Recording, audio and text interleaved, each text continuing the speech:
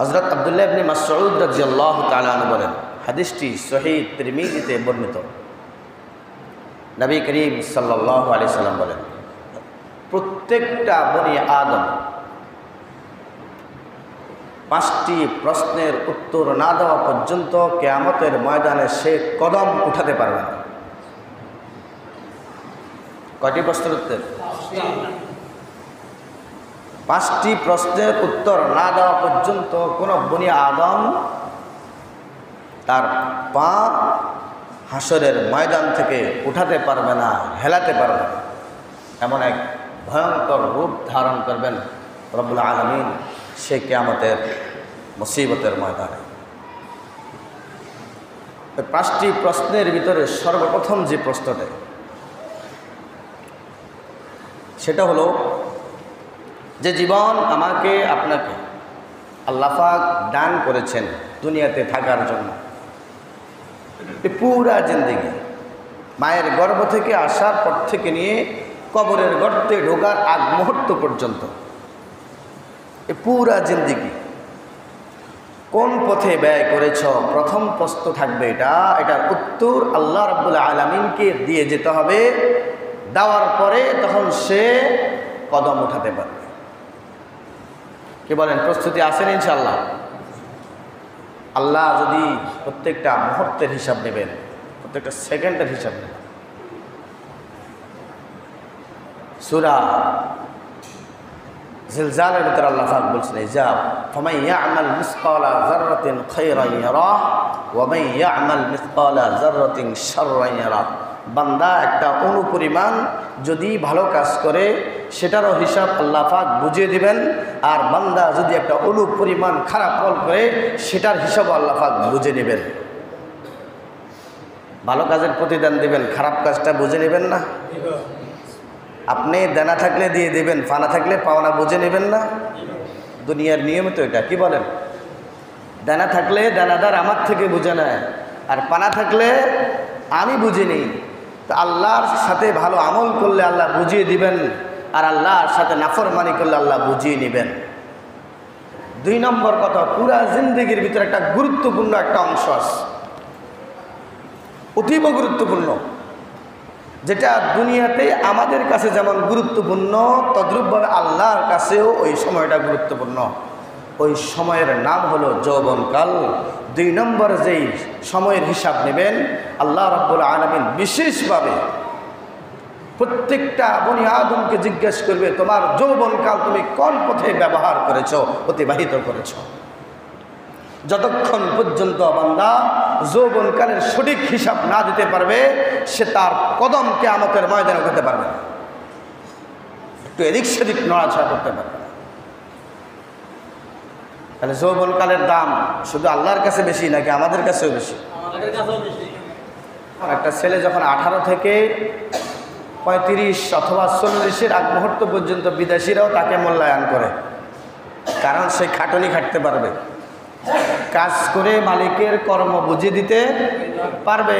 এজন্য বিদেশিরাও 18 থেকে নিয়ে 40-এর আগ মুহূর্ত পর্যন্ত মূল্যায়ন করে। সবাই জানে 40-এর পর রক্ত ঠান্ডা হয়ে যায়, তারা শরীর চলে না, ধীরে ধীরে সে নিস্তেজ হয়ে যায়, তার দ্বারা তখন সফলতা আসে না। তো এই জন্য সফলতা আসে কার দ্বারা? যৌবনকালের যৌবন দ্বারা। এই যৌবনকালকে সবাই মূল্যায়ন করে। এই জন্য আল্লাহ রাব্বুল আলামিন স্পেশালি সারা জীবনের ভিতরে যৌবনকালের হিসাব আলাদাভাবে দিবেন প্রত্যেকটা ব্যক্তি থেকে। এই জন্য যৌবনকালের দাম আল্লাহর কাছে অতীব গুরুত্বপূর্ণ। যারা বৃদ্ধ হয়ে গেছেন তারা কি একসময় যুবক ছিলেন না? তাহলে তাদের হিসাব হবে কি হবে না?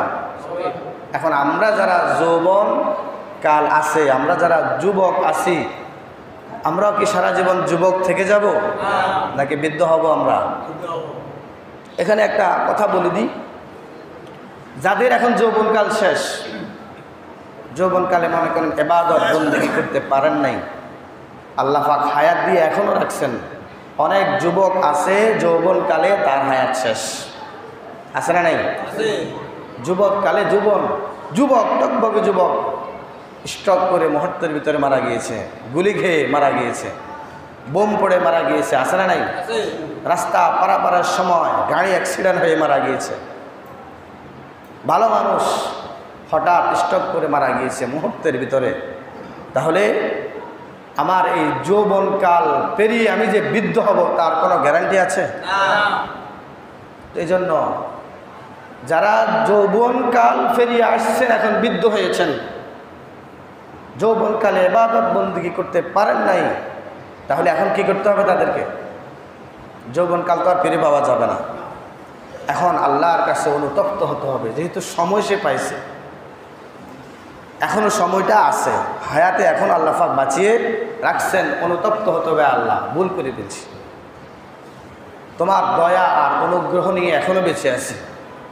আমার যৌবনকালের যে পরিমাণ ইবাদত বন্দেগী করার প্রয়োজন ছিল, সত্যের পথে থাকার প্রয়োজন ছিল, আমি থাকতে পারি নাই, আমি অনুতপ্ত, আমি লজ্জিত, আমি আপনার কাছে শর্মিন্দা। আল্লাহ আমার যৌবনকালের হিসাবগুলাকে আমাকে নিয়ে আমাকে লজ্জিত করিয়েন না।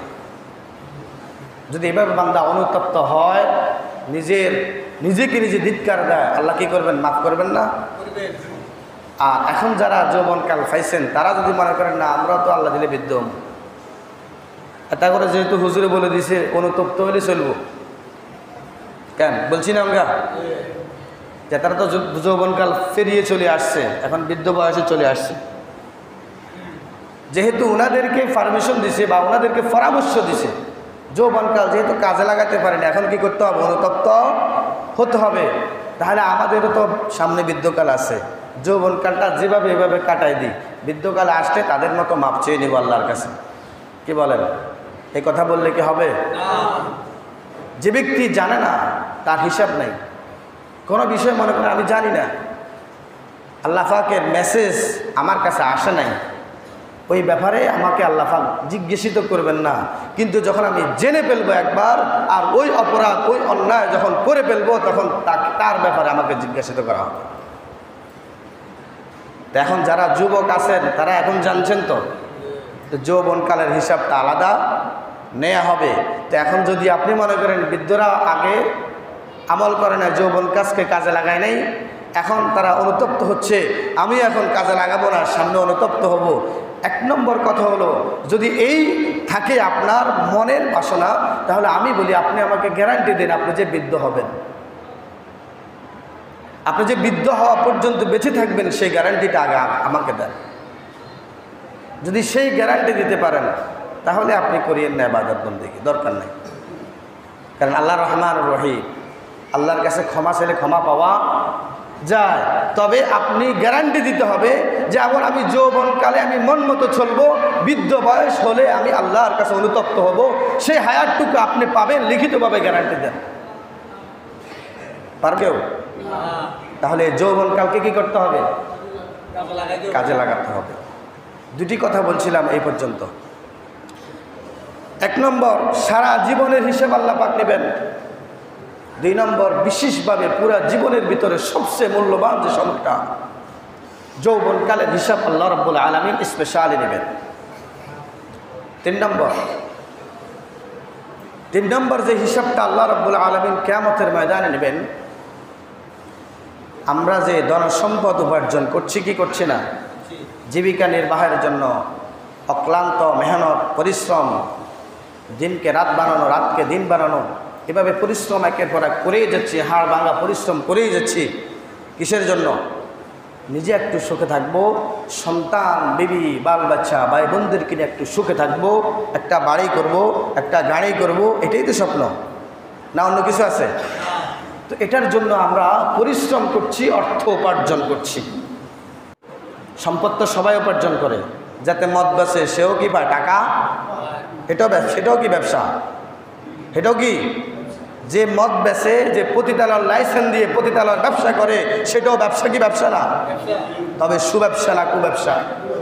কথা বলেন, আমরা কথা বলিয়েন না এদিকে। একটু সুব্যবসা নাকি কুব্যবসা? তার একটা হলো সুপথ, একটা কুপথ, একটা সুব্যবসা, একটা কুব্যবসা।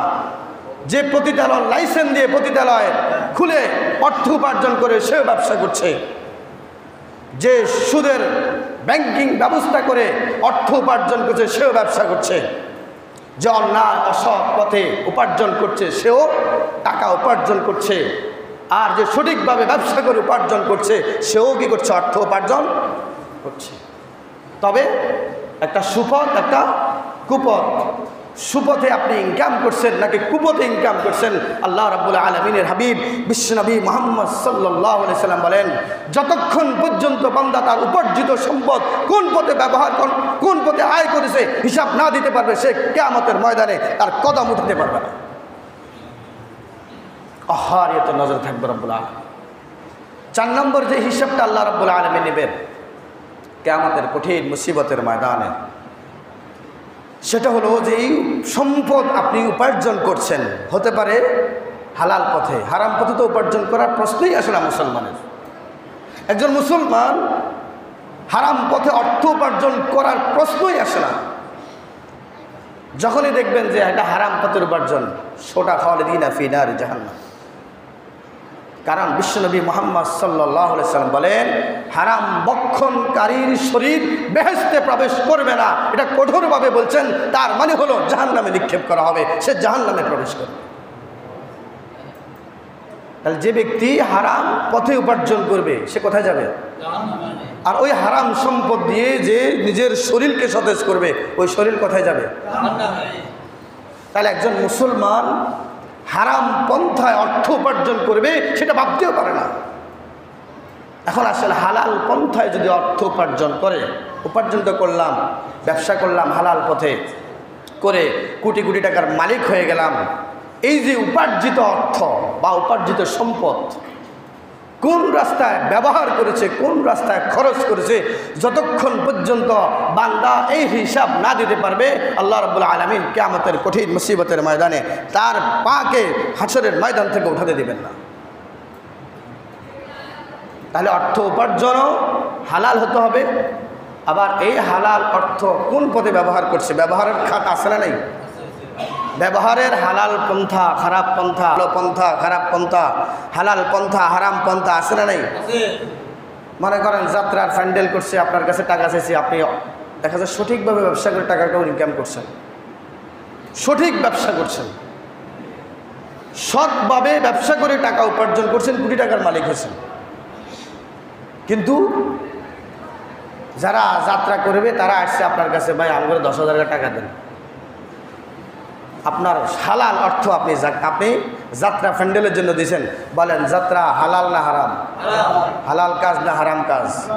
ইসলামের পথের কাজ না ইসলামের বিপক্ষের কাজ? তাহলে ইসলামের বিপক্ষে আপনি আপনার হালাল অর্থ যে ব্যয় করছেন, এটার হিসাব আল্লাহ রাব্বুল আলামিন আপনার কাছে চাইবে। এটার হিসাব আল্লাহ রাব্বুল আলামিন আপনার কাছে চাইবে। তো এই জন্য আর যদি হালাল পথে টাকা উপার্জন করছেন, খরচ করার জন্য, মসজিদ নির্মাণের জন্য আপনার কাছে আসছে, আপনি মসজিদ নির্মাণের জন্য টাকা দিলেন, মাদ্রাসা নির্মাণের জন্য আসছে, আপনি মাদ্রাসা নির্মাণের জন্য টাকা দিলেন। গরিব দুঃখী বিধবা মহিলা যারা আছে, অর্থ নাই, খেতে পারে না, ঘর নাই, বাসস্থান নাই, অন্ন নাই, ক্ষুধার্ত অবস্থায় তাদেরকে সহযোগিতা করছেন, লেখাপড়া করতে পারছে না, লেখাপড়ার জন্য সহযোগিতা করছেন, এগুলা ভালো কাজ না খারাপ কাজ? ফুল ব্রিজ কালবোর্ড নির্মাণ করে দিচ্ছেন জনসাধারণের চলাচলের জন্য, ভালো কাজ না খারাপ কাজ? পুকুর নাই, মানুষ গোসল করতে পারে না, একটা পুকুর খনন করে দিয়েছেন, ভালো কাজ না খারাপ কাজ? টিউবওয়েল নাই, মানুষ পানির অভাবে তৃষ্ণায় কাতর হয়ে যাচ্ছে, একটা টিউবওয়েল দিয়ে দিলেন, এটা ভালো কাজ না খারাপ কাজ? আল্লাহ রাব্বুল আলামিন হাসরের ময়দানে 4 নম্বর যে প্রশ্নটি করবেন, যে তোমার উপার্জিত সম্পদ তুমি কোন পথে ব্যয় করেছ, সঠিক পথে নাকি বেঠিক পথে, অসৎ পথে নাকি সৎ পথে? যদি সৎ পথে ব্যবহার করে থাকে তার বেড়া পার, আর যদি অসৎ পথে ব্যবহার করে থাকে তাহলে সে আটকা পড়ে যাবে। এজন্য সম্পদ উপার্জন করতে হবে হালাল পথে, অর্জিত সে সম্পদ সঠিক পথেও কি করতে হবে? ব্যবহার করতে হবে। আল্লাহ রাব্বুল আলামিন 5 নম্বরে যে হিসাবটা নেবেন সেটা হলো, আল্লাহ রাব্বুল আলামিন বলবেন, যেই জ্ঞান, যে ইলম, যে হিকমা যেটা আমি তোমাকে দান করেছি, এই হিকমা অনুযায়ী তুমি, এই জ্ঞান অনুযায়ী তুমি, এই বিজ্ঞান অনুযায়ী তুমি কতটুকু আমল করছো সেটার হিসাব দাও। মনে করেন আমরা সবাই জানি কি জানি না নামাজ পড়া ফরজ, এটা একটা জ্ঞান না? কিন্তু পাগলকে হারা দিন বললো হাতে বুঝবো না এটা। তাহলে পাগলকে আপনি হারা দিন বুঝলেও বুঝতে, হাতে আমল না করলেও কিনা কোনো সমস্যা? কিন্তু আপনি জানেন আপনার মেধা ঠিক আছে, মস্তিষ্ক ঠিক আছে, বাতমাস সব কিছু চেনেন, আপনি জানেন নামাজ পড়া ফরজ, নামাজটা পড়লেন না, তাহলে জানা হিসাবে আমলও চিনি। জানলেন নামাজ ফরজ কিন্তু আমলটা করলেন না, বলেন জানা হিসাবে আমল হয়েছে? জানেন রোজা রাখা ফরজ, রোজাটা রাখলেন না, জানা হিসাবে আমল হয়েছে? জানেন মানুষকে অসৎ পরামর্শ দিও না, সৎ পরামর্শ দাও, এটা জানেন কিন্তু আমল করলেন না। জানলেন মানুষের পিছনে গীবত শাকায়াত করা অন্যায়, অপরাধ, কবিরা গুনাহ, কিন্তু জানেন কিন্তু আমলটা করলেন না, গীবত শাকায়াত করতেই থাকলেন, মানুষের পিছনে খুঁটাকাটা আরম্ভ করতেই থাকলেন, জানেন কিন্তু এটা কি অন্যায়, এটা মহাপাপ। জানার পরেও যদি আমল না করে, আল্লাহ রাব্বুল আলামিন বলতেছেন 5 নম্বর, যে ব্যক্তি জ্ঞান হিকমা অনুযায়ী জানার পরেও আমল করলো না, আমি আল্লাহ রাব্বুল আলামিন তাকে ধরবো এবং এমনভাবে ধরবো যে কিয়ামতের কঠিন মুসিবতের ময়দানে জমিন থেকে তার পাটা উঠাতেও দেবো না। কয়টা কথা বলছিলাম আমি? 5টা প্রশ্নের উত্তর। সহিহ তিরমিজি হযরত আব্দুল্লাহ ইবনে মাসউদ রাদিয়াল্লাহু তাআলা আনহু বলেন, যতক্ষণ পর্যন্ত বনি আদম 5টি প্রশ্নের উত্তর যথারীতি আল্লাহ পাককে না দিতে পারবে, ততক্ষণ পর্যন্ত কিয়ামতের কঠিন মুসিবতের ময়দানে যেদিন আল্লাহ রাব্বুল আলামিন কাহ্হারিয়তের নজর সিংহাসনে বসে থাকবেন, ততক্ষণ পর্যন্ত একটা বনি আদম তার জমিন থেকে, হাসরের ময়দানের জমিন থেকে তার পাটাকে উঠাতে পারবে না, হেলাতে পারবে না, ডান দিয়ে বামে, সামনে পিছনে কোনো দিকে ডুলতেও পারবে না। এই 5টি প্রশ্নের ভিতরে 1 নম্বর প্রশ্ন হলো আল্লাহ পাকের দেওয়া মায়ের গর্ভ থেকে আসার মুহূর্ত থেকে নিয়ে, মায়ের গর্ভ থেকে আসার মুহূর্ত থেকে নিয়ে কবরের গর্তে ঢোকার আগ মুহূর্ত পর্যন্ত এই যে একটা সময়সীমা, সীমিত সময়, এই সময়টা সে কোন পথে ব্যবহার করেছে। 2 নম্বর, এই পুরা জীবনের ভিতরে সবচেয়ে গুরুত্বপূর্ণ যে সময়টা যৌবনকাল, এই যৌবনকালটা সে কোন পথে অতিবাহিত করেছে। 3 নম্বর, দুনিয়া উপার্জনের জন্য, দুনিয়া চলার জন্য অর্থ উপার্জনের প্রয়োজন, তার এই অর্থটা সে কোন পথে উপার্জন করেছে। 4 নম্বর, যে উপার্জিত সম্পদ সে কোন পথে ব্যবহার করেছে। 5 নম্বর, যে ইলম, যে জ্ঞান, যে হিকমা আল্লাহ তাকে দান করেছেন, ওই ইলম, ওই জ্ঞান, ওই হিকমা অনুযায়ী সে কতটুকু আমল করেছেন। যতক্ষণ পর্যন্ত বান্দা এই 5টি প্রশ্নের উত্তর না দিতে পারবে, তার কদম সে উঠাতে পারবে না, আল্লাহ পাক তাকে ছাড়বেন না। এজন্য আমরা আমাদের এই ক্ষুদ্র জীবনের ভিতরে যে সময়টা আমাদেরকে আল্লাহ পাক দিয়েছেন, এই জিন্দিগিটা সঠিকভাবে ব্যবহার করার জন্য আসি তো রাজি ইনশাআল্লাহ।